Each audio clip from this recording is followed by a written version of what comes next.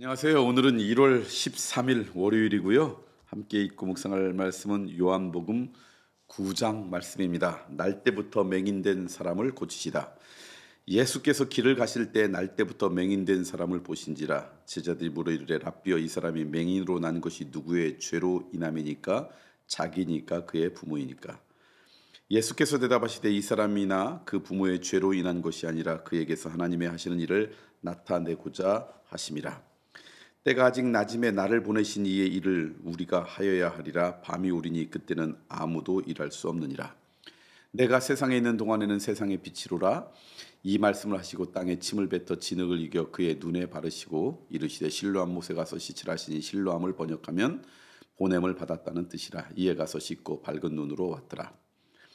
이웃 사람들과 전에 그가 거린인 것을 보았던 사람들이 이르되 이는 앉아서 구걸하던 자가 아니냐? 어떤 사람은 그 사람이라 하며 어떤 사람은 아니라 그와 비슷하다 하거늘 자기 말은 내가 그라 하니, 그들이 묻되 그러면 내 눈이 어떻게 떠졌느냐? 대답하되 예수라 하는 그 사람이 진흙을 이겨 내 눈에 바르고 나더러 실로암에 가서 씻으라 하기에 가서 씻었더니 보게 되었노라. 그들이 이르되 그가 어디에 있느냐? 이르되 알지 못하노라 하니. 보게 된 맹인과 바리새인들, 그들이 전에 맹인이었던 사람을 데리고 바리새인들에게 갔더라. 예수께서 진흙을 이겨 눈을 뜨게 하신 날은 안식일이라.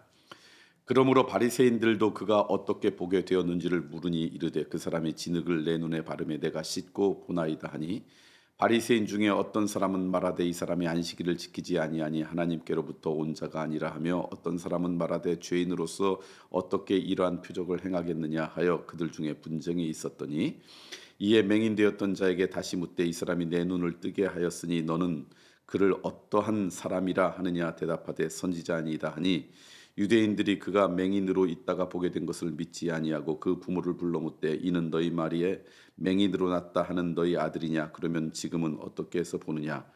그 부모가 대답하여 이르되 이 사람이 우리 아들인 것과 맹인으로 난 것은 아나이다. 그러나 지금 어떻게 해서 보는지 또는 누가 그 눈을 뜨게 하였는지 우리는 알지 못하나이다. 그에게 물어보소서. 그가 장성하였으니 자기 일을 말하리이다. 그 부모가 이렇게 말한 것은 이미 유대인들이 누구든지 예수를 그리스도로 시인하는 자는 출교하기로 결의하였으므로 그들이 무서워함이로라. 이러므로 그 부모가 말하기를 그가 장성하였으니 그에게 물어보소서 하였더라. 이에 그들이 맹인이었던 사람을 두 번째로 불러 이르되 너는 하나님께 영광을 돌리라. 우리는 이 사람이 죄인인 줄 아노라. 대답하되 그가 죄인인지 내가 알지 못하나 한 가지 아는 것은 내가 맹인으로 있다가 지금 보는 그것이니이다. 그들이 이르되 그 사람이 내게 무엇을 하였느냐? 어떻게 내 눈을 뜨게 하였느냐? 대답하되 내가 이미 일렀어도 듣지 아니하고 어찌하여 다시 듣고자 하나이까? 당신들도 그의 제자가 되려 하나이까? 그들이 욕하여 이르되 너는 그의 제자이나 우리는 모세의 제자라. 하나님이 모세에게는 말씀하신 줄을 우리가 알거니와 이 사람은 어디서 왔는지 알지 못하노라. 그 사람이 대답하여 이르되 이상하다. 이 사람이 내 눈을 뜨게 하였으니 당신들은 그가 어디서 왔는지 알지 못하는도다. 하나님이 죄인의 말을 듣지 아니하시고 경건하여 그의 뜻대로 행하는 자의 말은 들으시는 줄을 우리가 아나이다. 창세 이후로 맹인으로 난 자의 눈을 뜨게 하였다함을 듣지 못하였으니 이 사람이 하나님께로부터 오지 아니하였으면 아무 일도 할 수 없으리이다. 그들이 대답하여 이르되 내가 온전히 죄 가운데 나서 우리를 가르치느냐 하고 이에 쫓아내어 보내니라. 맹인이 되었더라면 죄가 없으려니와. 예수께서 그들이 그 사람을 쫓아냈다 하는 말을 들으셨더니 그를 만나사 이르시되 내가 인자를 믿느냐? 대답하여 이르되 주여 그가 누구시오니까 내가 믿고자 하나이다. 예수께서 이르시되 내가 그를 보았거니와 지금 너와 말하는 자가 그니이다. 이르되 주여 내가 믿나이다 하고 절하는지라. 예수께서 이르시되 내가 심판하러 이 세상에 왔으니 보지 못하는 자들은 보게 하고 보는 자들은 맹인이 되게 하려 함이니라 하시니, 바리새인 중에 예수와 함께 있던 자들이 이 말씀을 듣고 이르되 우리도 맹인인가? 예수께서 이르시되 너희가 맹인 되었더라면 죄가 없으려니와 본다고 하니 너희 죄가 그대로 있느니라.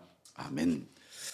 요한복음 9장 말씀을 우리가 함께 읽었습니다. 여러분 아시는 것처럼 날 때부터 맹인된 사람을 고치신 그런 이야기죠. 첫 번째 여러분과 나누고 싶은 건 뭐냐면 제자들이 와가지고 예수님께 물었습니다. 이 사람이 맹인된 게 부모의 죄입니까? 누구의 죄 때문에 이렇게 됐습니까? 그때 예수님께서 뭐라고 대답하면 그런 죄가 아니라 하나님의 하신 일을 나타내고자 한다. 이 말씀을 통해서 제가 여러분과 좀 나누고 싶은 것은 그거예요. 우리는 어떤 일이 벌어지면 그것의 원인에만 집착해요. 왜 이게 벌어졌는지. 또 어떤 원하지 않는 일이 벌어지면 그것에 대한 어떤 희생양을 찾으려고 해요. 누구 때문에 그랬다. 그래서 그 희생양을 찾아서 대리 카타르시스를 느끼려고 하는 게 우리의 죄된 본성의 모습인 것 같아요. 근데 예수님은 원인에서 관심 갖지 않아요. 이것 때문에 일어날 하나님의 일에 관심 가져요. 이게 우리의 믿음 가운데 있어야 될 사고의 전환이 아닐까. 어떤 믿음의 시각이 아닐까. 우리는 어떤 일이 벌어지거나 그러면 왜 이게 벌었지? 그리고 이것을 통해 희생양을 찾고 이것 때문에 뭐 이런 생각하는데 우리는 그러지 말고 그 일 때문에 하실 하나님의 일에 관심 갖는 것. 이게 믿음의 사람들이 가질 관점일 것 같아요. 원하지 않는 일이 벌어졌어요. 안타까운 일이 벌어졌어요. 또는 내가 이해하지 못해요. 그때 그러나 그럼에도 불구하고 그것을 통해서 역사하시는 하나님의 역사심 거기에 관심 갖는다 그러면 그게 우리의 믿음의 시각이 아닐까. 조금 더 우리들이 그런 마음, 그런 믿음의 시각이 오늘 우리 가운데 필요하지 않을까 하는 것 첫 번째 여러분과 나누고 싶고요. 두 번째는 이제 눈이 떠졌어요. 그러니까 그것을 싫어하는 사람이 바리새인들이 물어봤어요. 어떻게 해서 이런 일이 벌어졌느냐. 그 부모에게도 물어봤습니다. 그랬더니 이들의 대답이 뭐냐면 그 사람이 누군지 몰라요. 그리고 그 사람이 어떻게 했는지도 잘 몰라요. 중요한 건 뭐냐면 지금 나에게 이런 일이 벌어졌다는 것입니다. 이게 이제 중요한 믿음의 고백이에요. 우리가 예수님을 믿는다라고 하는 게 예수님에 대해서 다 잘 알아서 그분에 대해서 누구한테 잘 설명해서가 아니에요. 그건 모를 수 있어요. 그러나 중요한 건 그 예수님 때문에 내가 행복해요. 그 예수님 때문에 내가 보지 못했던 것들을 봐요. 그 예수님 때문에 내 인생의 기쁨이 회복되었어요. 그 예수님 때문에 내 삶이 달라졌어요. 이게 우리의 신앙의 고백이죠. 지금 이 맹인되었다가 예수님 때문에 그 삶의 기쁨을 회복했던 사람 또 그 가족들의 고백이 이거예요. 우리들도 그런 믿음의 고백이 있길 원합니다. 나 그분 잘 몰라요. 당신만큼 똑똑하지 못할 수 있어요. 그러나 중요한 건 그 예수님 때문에 내가 지금 행복하다는 거예요. 감사하다는 거예요. 그분 때문에 내 인생에 기쁨이 있다는 거예요. 내 삶이 쉽게 포기되지 않는다는 거예요. 이 믿음의 고백 이게 간증이죠. 이 간증이 우리 가운데 있기를 소망합니다. 그 다음에 마지막으로 여러분과 함께 나누고 싶은 건 뭐냐면 결국 이것을 통해 마지막에 그러죠. 예수님께서 니들이 차라리 눈을 보지 않았으면 더 좋을 뻔했다. 그러면은 죄를 짓지 않는데 오히려 봐서 죄를 지었구나. 그러니까 내가 볼 수 있다는 것 때문에 예수님을 받아들이지 않는 안타까움을 갖고 그런 얘기를 하는 것이죠. 그러니까 무슨 얘기냐면 내가 갖고 있는 어떤 삶의 조건과 재능, 어떤 지식 때문에 예수님을 제대로 보지 못한다면 내가 갖고 있는 재능과 그 지식과 내 삶의 좋은 조건이 오히려 죄의 도구가 되는 거죠. 그게 이제 세상의 기준하고 다른 것 같아요. 오늘 우리들은 내 삶 가운데는 그것이 무엇이든 간에 남들이한테 자랑할 수 있든 자랑할 수 없든 무엇이든 그것을 통해 하나님과 좀 더 가까이 간다면 그것은 축복의 통로고요. 그것 때문에 하나님과 멀어진다 그러면 그것은 죄의 통로예요. 그게 우리들의 어떤 기준이 돼야 된다는 거죠. 이것 때문에 내가 하나님 앞에 가까이 간다 그러면 그것은 하나님이 나에게 주는 은혜의 도구지만 오히려 이것 때문에 하나님과 멀어진다 그러면 남들이 다 부러워하는 것을 가졌어도 그것은 죄의 도구다. 그 믿음의 고백이 우리 가운데 있기를 소망합니다. 오늘 요한복음 9장 통해서 세 가지 함께 나누었습니다. 어떤 일이 벌어지면 자꾸 원인을 찾고 희생양을 찾으려고 하지 말고 그것을 통해 일하실 하나님께 관심 갖는 것 그게 중요하다.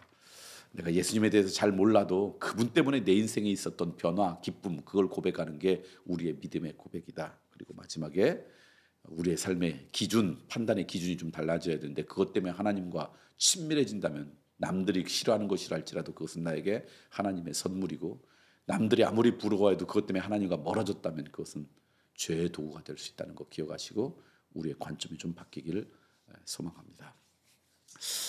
오늘 우리 교회에 있었던 것들 나누려고 하다가 하나는 기쁜 소식을 지난 주말에 제가 들었는데요. 예수님을 열심히 믿던 아이들이 이제 신앙을 떠나는 때가 어떤 삶의 큰 전환점이 있을 때예요. 예를 들면 고등학교 때까지는 부모와 함께 있으면서 신앙생활을 하다가 대학을 가거나 직장을 가거나 그러면 신앙을 떠나는 경우가 많고요. 남자들 같고는 군대 갔다 오면 또 뭐 직장 생활을 하면 어떤 그런 삶의 전환점이 있을 때 신앙을 많이 뭐 결혼을 하면 많이 이렇게 떠나죠. 그리고 특별히 무엇보다도 20대 때는 교회에 계속해서 나오기가 쉽지 않죠. 그런데 세종의 젊은이 공동체에 이번에 고등학교를 졸업하는, 그리고 이제 상급학교에 지나가거나 새로운 삶의 계획에 따라 나가려고 하는 애들이 15명이래요. 근데 그 15명 중에 14명이 그들을 위한 101반을 젊은이 공동체에서 개설했더니 했대요. 한 명만 서울에 거주해서 못하고. 제가 그걸 보면서 참 기뻤습니다. 아, 우리 교회에서 이제 막 20살이 되는 아이들이 그래도 마지막까지의 믿음의 끈을 쉽게 놓지 않으려고 애를 쓰는구나. 15명의 고등학교 졸업생 중에 14명이 나 101 하겠습니다. 그렇게 선택을 했고, 지금 이제 8주 동안 그 일을 이 1, 2월 달에 하는 거죠. 그리고 이제 새로운 학교를 가는 거죠. 그래서 여러분 기도해 주실 것은 그 아이들이 그것을 통해 가정을 떠나서 또 학교를 가서도 신앙을 쉽게 떠나지 않고 믿음의 공동체 안에 있는 그런 아름다운 결단이 있으면 좋겠다. 그런 기도를 좀 해주면 좋겠고요. 혹시 여러분들의 자녀 가운데 신앙에 방황하는 분들이, 신앙에 방황하는 자녀들이 있다 그러면 포기하지 마시고 여러분이 그 아이를 위해서 열심히 기도하면 연어가 고향을 찾아오는 것처럼 언젠가는 믿음의 공동체 안으로 돌아오는 은혜가 있을 것이라고 믿습니다. 우리 다음 세대를 위해서 또 젊은이를 위해서 기도하는 하루 되었으면 좋겠습니다.